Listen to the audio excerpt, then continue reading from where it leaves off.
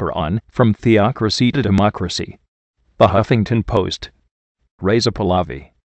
Monday, April 26, 2010. These are very troubling times for my country. The searing images on YouTube, Facebook, and other media have brought the misery of the Iranian people and the brutality of the clerical regime into vivid perspective. The events surrounding the fraudulent election in June 2009 caused the people of Iran to reach their point of no return and the regime to abandon all pretenses of faith, national pride, and humanity. The people of Iran achieved something unprecedented in the history of the 31-year-old Islamic Republic. For the first time, they coordinated mass-scale demonstrations against this totalitarian theocratic regime. These demonstrations and protests continue even today, questioning, well beyond the election results of last June, the very legitimacy of the regime and the so-called Supreme Leader Khamenei. The first and most tangible result of the Green Movement is that the world, today, has a far better understanding of the true nature of the Islamic Republic, on the one hand, and the true wishes and aspirations of the Iranian people, on the other. The black veil has been torn off the face of the regime.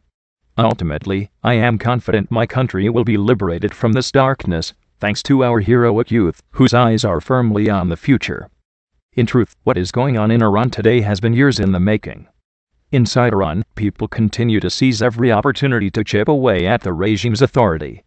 Abroad, members of the diaspora continue to raise awareness of their compatriots' struggle back home. I am encouraged by and pleased to witness how the terrible events in Iran have galvanized my compatriots around the world. Our collective salvation from this nightmare lies in democracy and an absolute non-negotiable commitment to human rights for every single Iranian. Our unity will expedite Iran's salvation. Since the events of the summer of 2009, the world has also grown more attentive to the issue of human rights abuses in Iran. In its annual report on human rights released last month, the United States State Department expressed the opinion that, despite heavy international pressure on the clerical regime, the human rights situation in Iran has degenerated since last summer's disputed presidential election. Dozens of members of religious minorities, including Baha'i, Christians, and Jews, remain imprisoned in Iran on dubious charges, often denied basic rights such as access to their attorneys.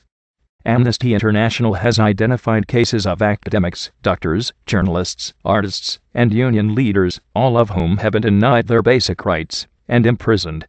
More and more, the solution points towards a systemic political change in Iran. The clerical constitution is fundamentally flawed, and in order to move Iran forward it must be replaced. The so-called Islamic regime, as defined by its constitution, includes too many undemocratic principles and institutions, hence its government could not be in any way representative of and in service to the people.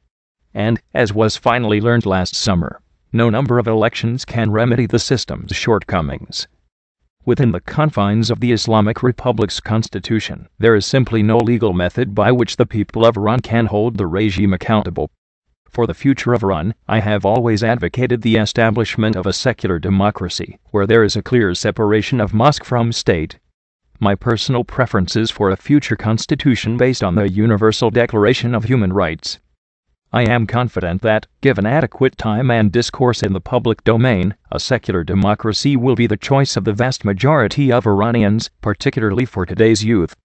When sovereignty is restored back to the people, this time, they will want a government which will be legitimate, representative, accountable, transparent, and thus sustainable.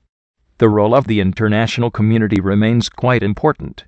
It must refrain from engaging in conduct that hinders the Iranian people in their struggle for freedom and strengthens the dictatorship against which they are fighting. As an example, companies like Nokia and Siemens should be held accountable and denounced for selling technology to the clerical regime that helps the regime spy on the Iranian people.